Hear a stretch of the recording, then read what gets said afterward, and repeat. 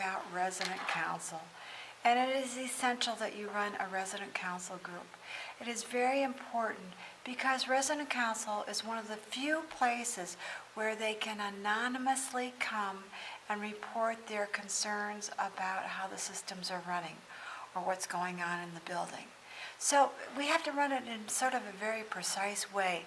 And we must at first set the building up so we have a private area where we can run resident council. So that means if you have a room with windows in it where they can see in, you have to either draw the drapes or cover up the window, doors, things, so people cannot see who is in that meeting.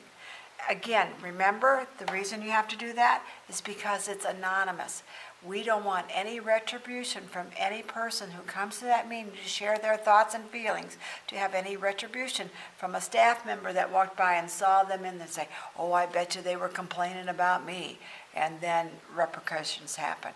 The other thing I'm going to warn you about too is once in a while I've had an administrator that say, hey, did so-and-so complain about this again?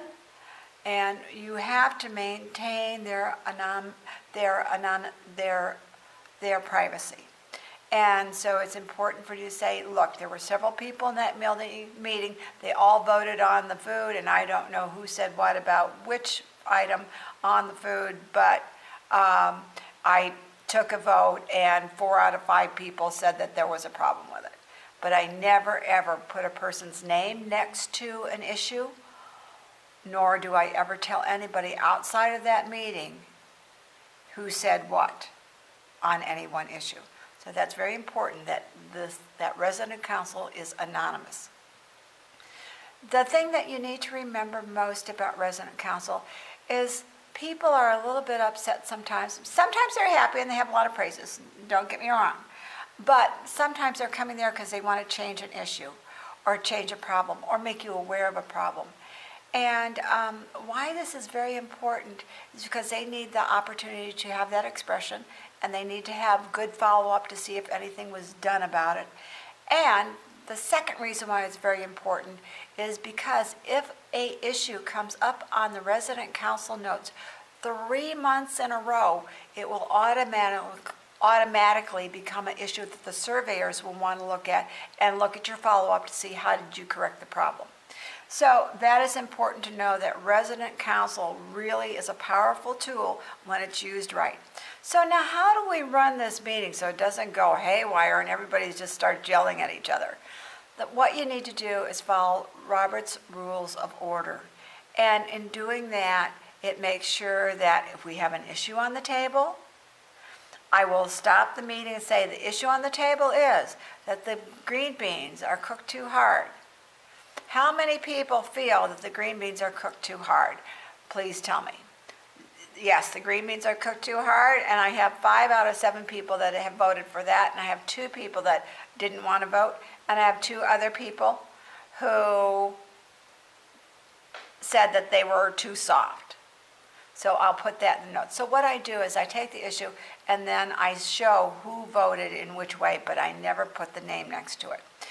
The other thing that you need to do is you need to go through all the departments. So you have to ask questions for activities, for the nursing department, for the dietary department, for housekeeping, for maintenance.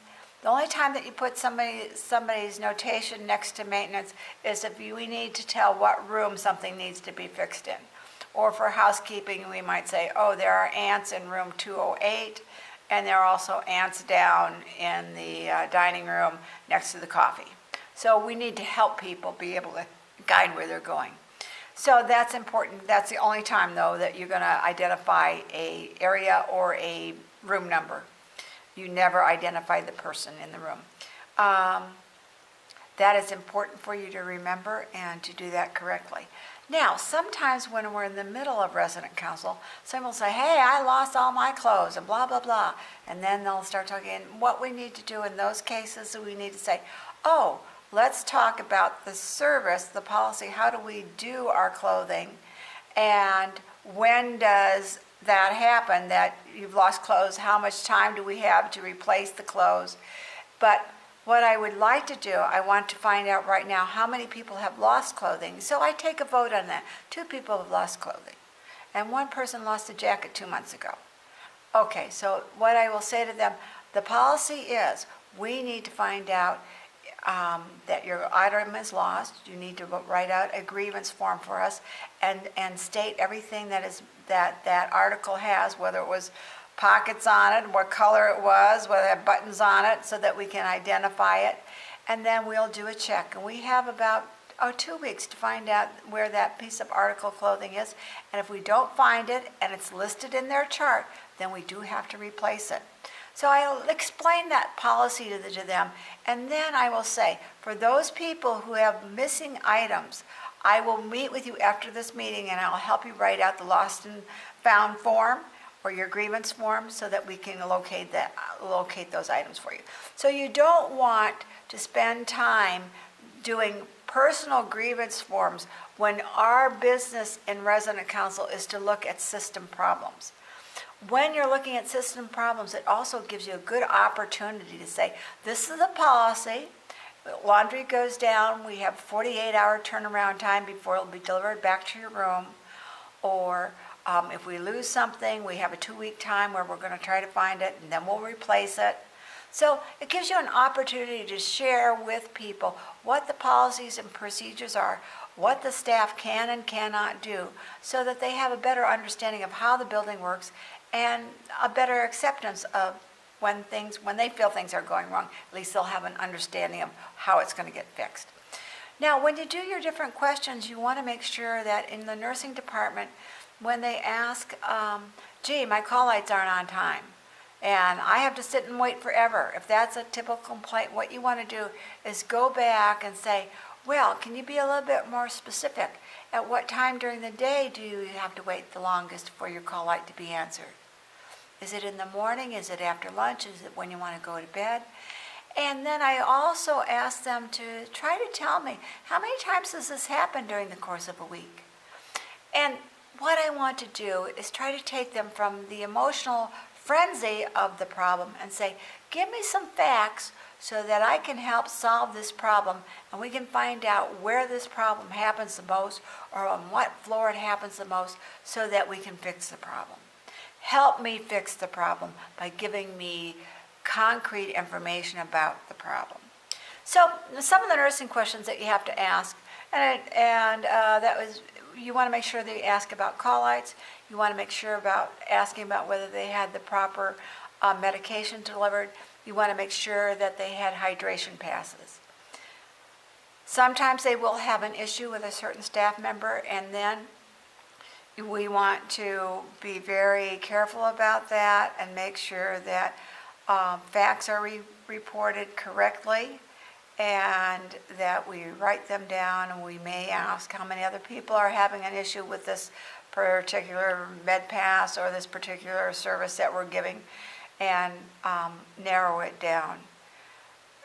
In that case, again, I am not going to reveal who said what, but we will have to talk to that staff member, and that will be a thing where I'm going to say, this was the issue that was brought up, and I'm going to turn it over to the nursing department or the administrator or the HR person or all three so that they can work on that problem and come up with reasonable solutions and safe solutions for everybody. When you get to dietary, sometimes dietary can make the meeting go really long, but you want to make sure that you ask, are you getting your meals on time? Is the hot food hot? Is the cold food cold? Are you getting the right diets? Also, did you get offered an alternative in case you didn't like the meal that was presented to you? Because they do have a right to have an alternative. So you want to make sure that you ask those questions.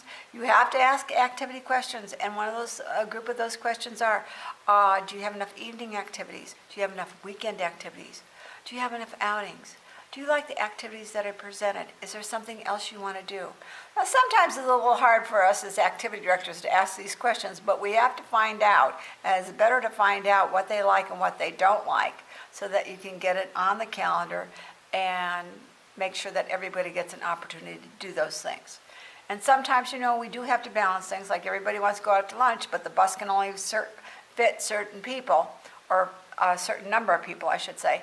And so we're going to have to say, okay, these people are going to go at this time, these people go next Wednesday.